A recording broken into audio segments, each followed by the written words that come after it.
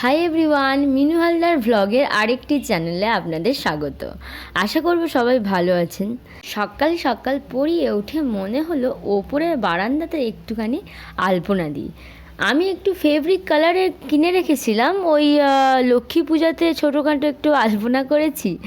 আর তারপরে ড্রেসে একটু ডিজাইন করবার জন্য কিনে অনেকগুলো কালার পরেও ছিল।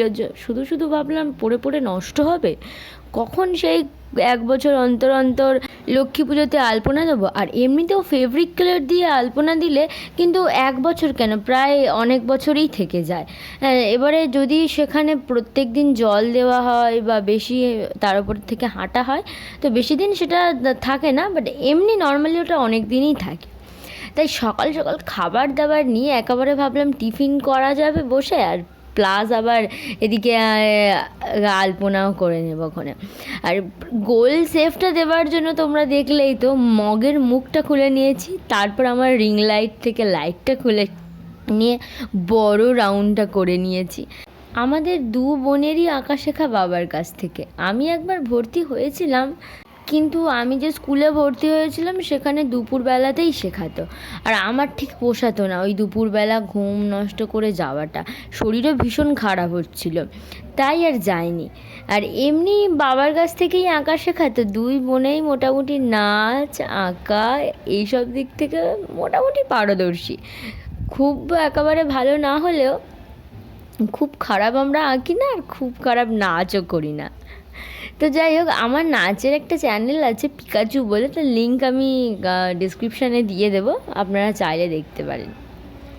তো পরীক্ষার খাতাই হোক কিংবা জীবনের খাতায় ম্যানেজ দিতে আমি কিন্তু বেশ ভালোই পারি। যেমন দেখুন এখানে রাউন্ডটা ভুল করে, মানে সব দিকে সমান হয়নি, একদিকটা একটু ছোট্ট হয়ে গেছে, তাই ঠিক পাপড়িগুলো দিয়েছি তো ভালো লাগছে না, তাই ওপরে 5টা পাপড়ি দিয়ে আর নিচে একটা অন্যরকম ডিজাইন করে দিয়েছি।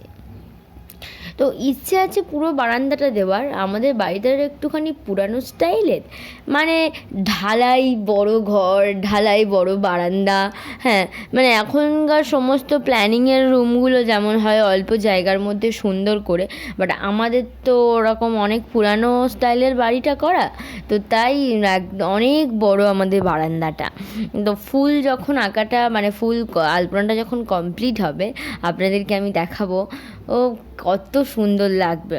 আর এমনিতেও আমাদের সিমেন্টের মধ্যে লাল কালার দিয়ে যখন, মানে বাড়িটা আর কি যখন তৈরি হয়েছে তখন লাল কালার দিয়ে করেছিল, তাই অতটাও সুন্দর লাগবে না যদি এর উপরে লাল কালার দেওয়া হয়।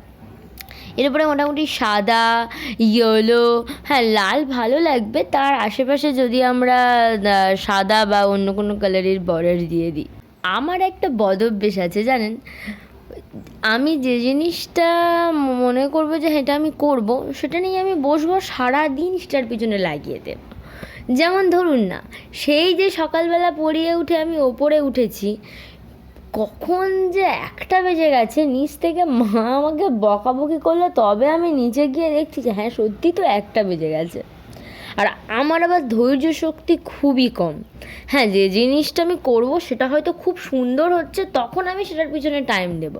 খারাপ হচ্ছে বাট সেটা আমি বারবার বারবার করব, এটা হবে না, বারবার ট্রাই করা আমার দ্বারা হবে না। তো যাই হোক, অতি ধীর গতিতে আমি করে চলেছি। তারপর মা বলল, তুমি ক্লান্ত হয়ে পড়েছো মা গো, এসো একটুখানি তরমুজ খেয়ে নাও। তো তারপরে আমি গেলাম তরমুজ খেতে, এসে আবার লেগে পড়েছি আমি এটার পেছনে। যতক্ষণ না এটা কমপ্লিট হবে আমি এর পিছু ছাড়বো না, আমি তোমার পিছু ছাড়বো না। হ্যাঁ জানি গানের গলা ভালো নয়, তা বলে কি গান করতে ইচ্ছে হবে না বলো? তবে হ্যাঁ, আমি নিঃসন্দেহে নাচটা ভালো করতে পারি, খুব ভালো না হোক অ্যাটলিস্ট মোটামুটি চলবে। কেউ বলতে পারবে না যে মিনু খারাপ নাচ করে। যাই হোক, নিজের প্রশংসা আর নিজে করবো না।